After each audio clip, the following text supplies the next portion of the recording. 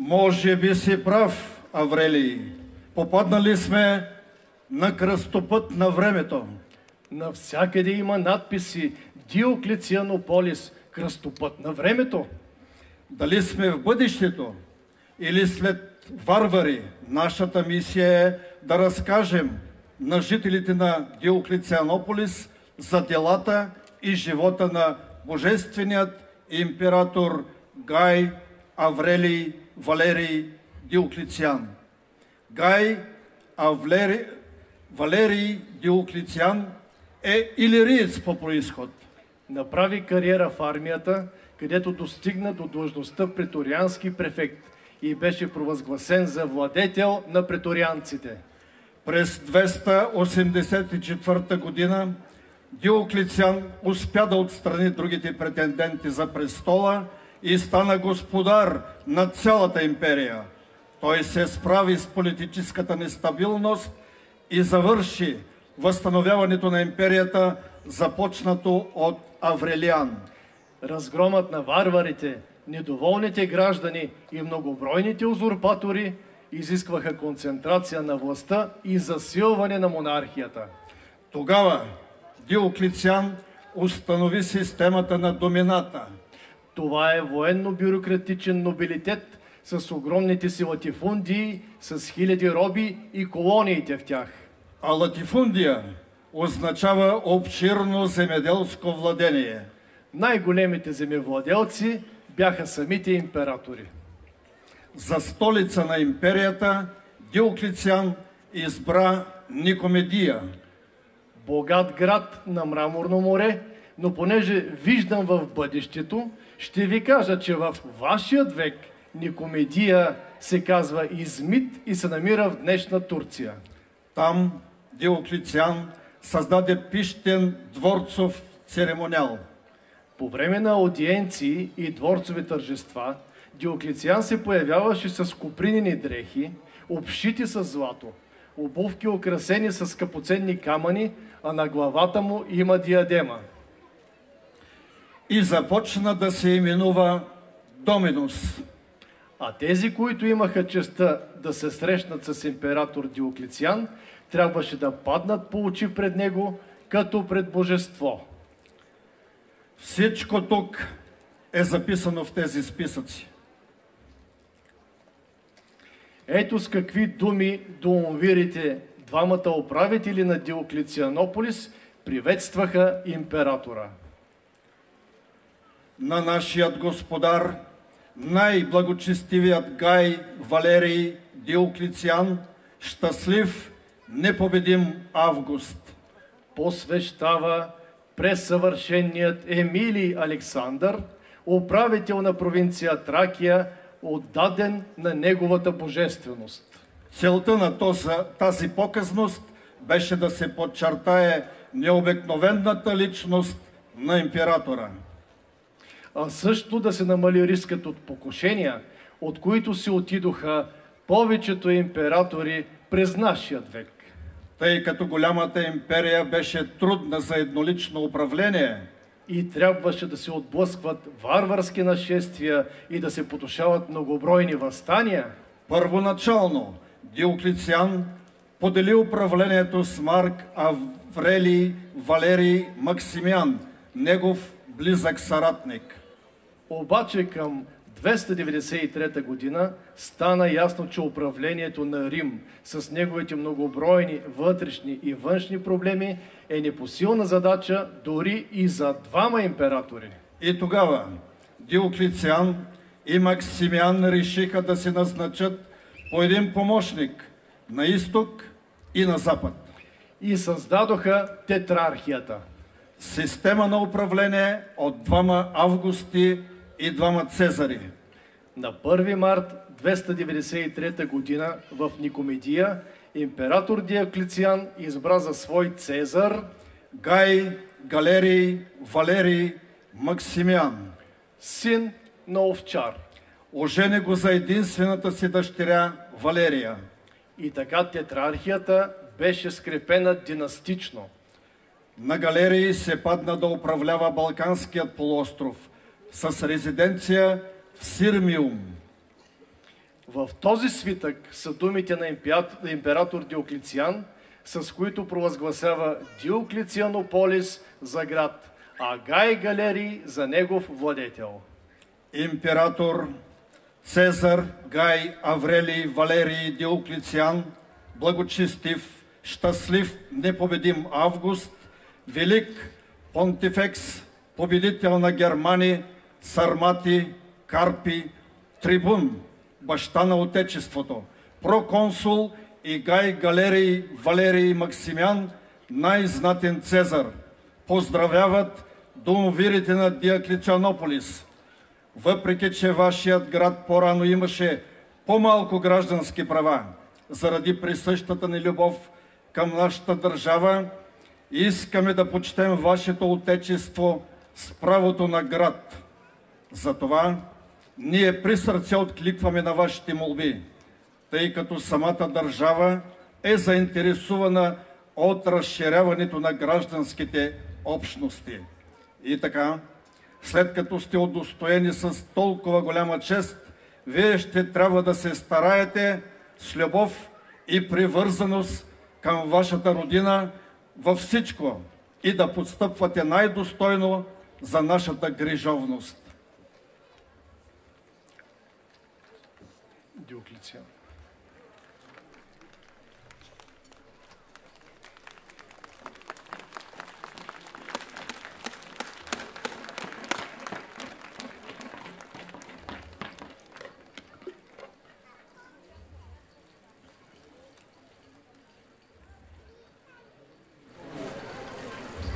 Amati subjekti mei, iam est alterannus, quoacuc vos redeo, hac in preclara urbe Diocletianopoli, decore atque ornamento plagae Trachiae, quoniam uius terrae prosperitas magni momenti est pro Republica nostra, regionem committo curae Caesari Gaio Galerio Valerio Maximiano, possit administratio eius, vobis praestare diuturnas pacem prosperita tempio, omnia prospere eveniant.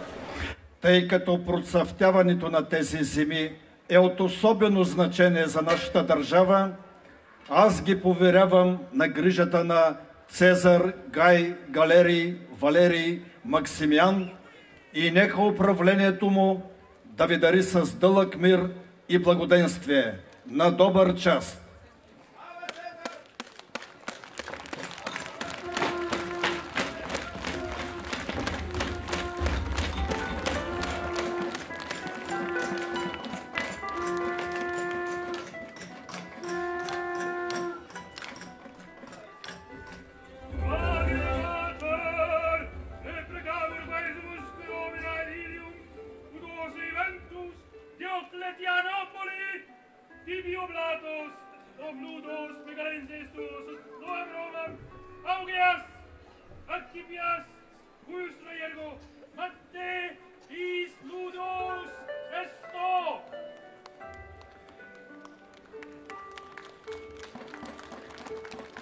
В този свитък е написано, че Валерия, дъщеря на Диоклетиан и съпруга на Галерий, е ревностна християнка и често посещава Диоклетианополис.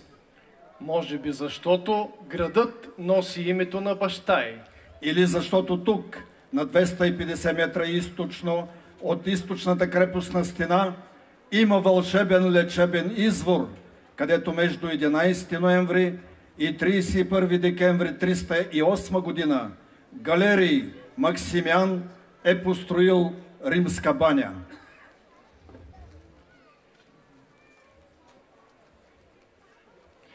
Чувствам, че надписът, който е поставил Галерий на римската баня, ще пребъде през времената, а хората от бъдещето ще нарекат това място Момина баня. И дори един бъдещ поет ще напише стих за извора. Мома се къпе в тъмния вир. Косата й плува на длъж и на шир. Тя гмурка се мълком, играе и плиска, потъва, изкача и сякаш се киска. О, ти пак се размечта, Аврелий! Прощавай, учителю. Чувствам, че точно при извора ще срещна отново моята любима.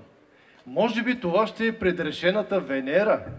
Само като си помисля и в гърдите ми напират рими. Да заговоря с теб опитвам, но не знам защо. Гласът ми все започва да трепери. И пак оставам в плен на своите химери, смутен и мълчалив, като същински ням. Спокойно да се взра в очите ти не мога. Душата ми от тях се пълни с тревога. Езикът ми без звук, без мислици плете. Печалният ми лик, въздишките ми само говорят вместо мен. И нека бъдат те признани в любов и страст, макар и нямо. Млади приятелю, ако искаш да срещнеш отново своята избранница, не ти трябва извор, а цирк. Не те разбирам, учителю. Тук, насред историческите хроники, съм запасил един съвет от учителя на моя учител, мъдрият Публий Овидий Назон. Слушай, за начална любов, край огромни възможности циркът. На породисти коне, състезания ти не пропускай. Циркът се пълни с народ и е удобен за теб. Можеш да седнеш дори до избрана без мъчнотия. Рамо до рамо опрян, с нея ще бъдеш сближен. Тя да не иска дори, теснотата на мястото свързва. И ако падне прашец, както става случайно на скута на господарката там, бързо ти го изтърси.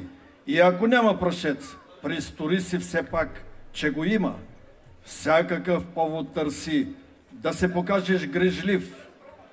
Плаща ти, щом се свлече и докосни с края земята, бързо с ръка го вдигни от замърсения пот. Без да се тя противи, с ръка го вдигни. В отплата на тази услуга твоето око ще съзре долу открития крак.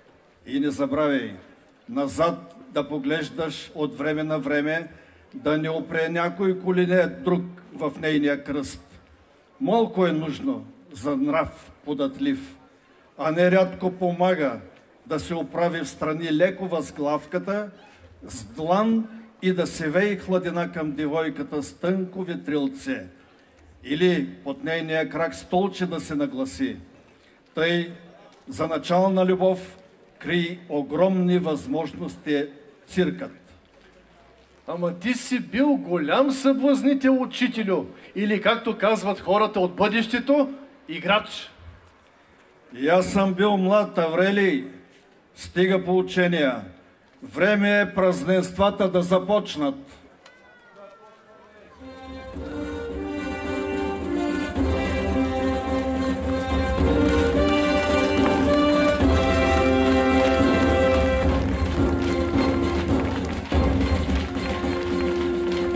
Битка в чест на император Цезар, Гай, Аврелий, Валерий, Диоклетиан, непобедим Август и Гай, Галерий, Валерий, Максимян, най-знатен Цезар.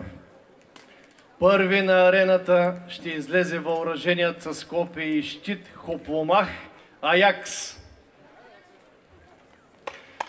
който е решен да докаже на своите противници защо спартанците са били най-страховитите войни на античния свят. Срещу него ще се изправи един тракиец, чието съименник е записал своето име в историята. Един боец, при споменаването на когото целият Рим се е разтрепервал, а именно Спартак, шампионът от Кабиле.